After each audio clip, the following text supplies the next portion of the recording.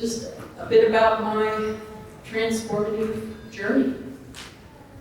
In 2023, I had the privilege and joy of serving as Epiphany's office administrator for 8 months.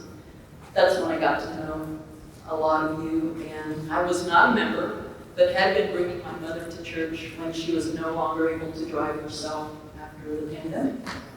So my intention was to participate in worship, but not get too involved. I had not belonged to a church since my father retired from the ministry in 2000, and indeed, I had already been keeping the church at arm's length for a long time.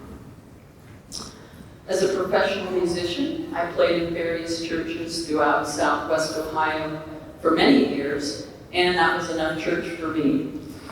My own spiritual and life's journey has run the gamut from ornery but dutiful pastor's kid to performing in a Christian rock band for 6 years, to crashing and burning with addiction to drugs and alcohol, to adopting the spirituality of 12-step programs, which have kept me clean and sober for 40 years, while I dabble in other religions.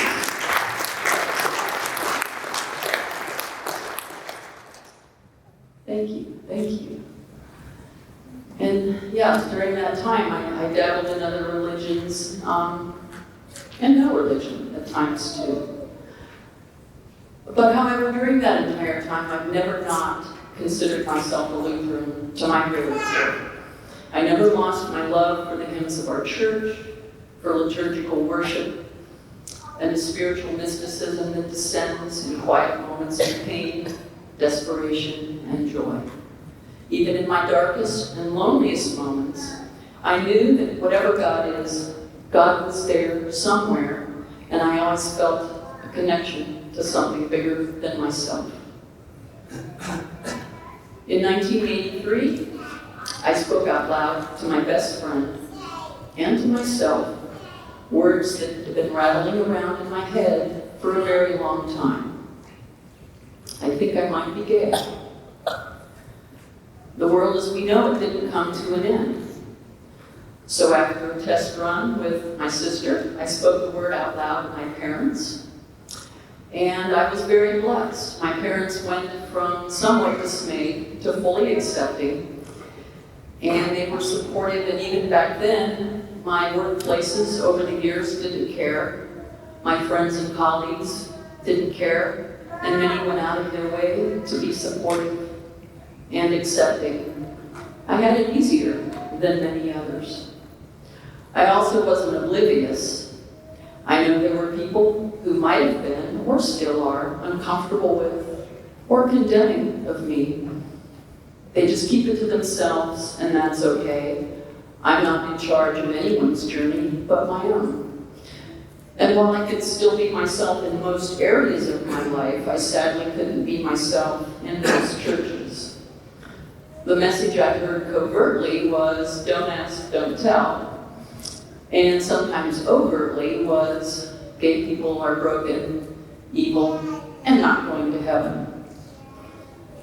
In the ELCA, that message began to change in the 90s, and in 2009, the denomination became fully affirming of my humanity and dignity.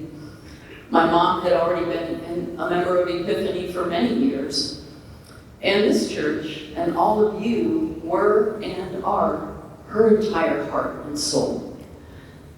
This was the first church that she had chosen for herself after visiting just about every ELCA church in the Miami Valley.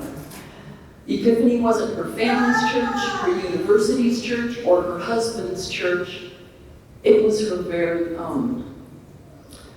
2009 was an extremely painful time for her as the church struggled with how to accept the changes that were just not acceptable to some.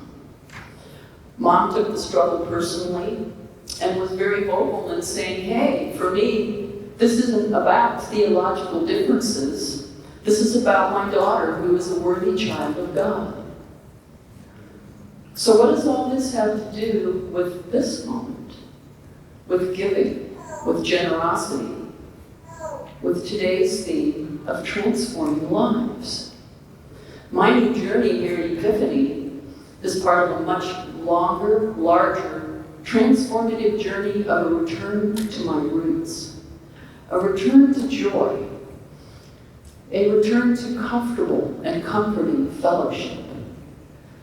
When I became a member in the spring, it was a full circle moment for me, a surrender to the loving arms of God in a community that welcomed me.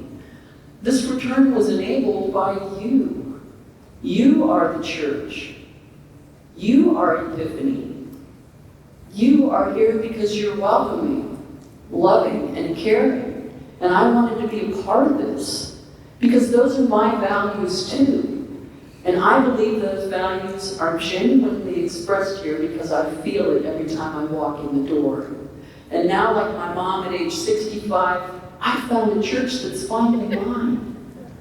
And one of the ways I express my gratitude is by giving financially, so that all of us have a place to come every week, and that these doors are open for people like me whose journey leads them to a place where they are welcome and loved and accepted, where they are enough. Thank you. Amen.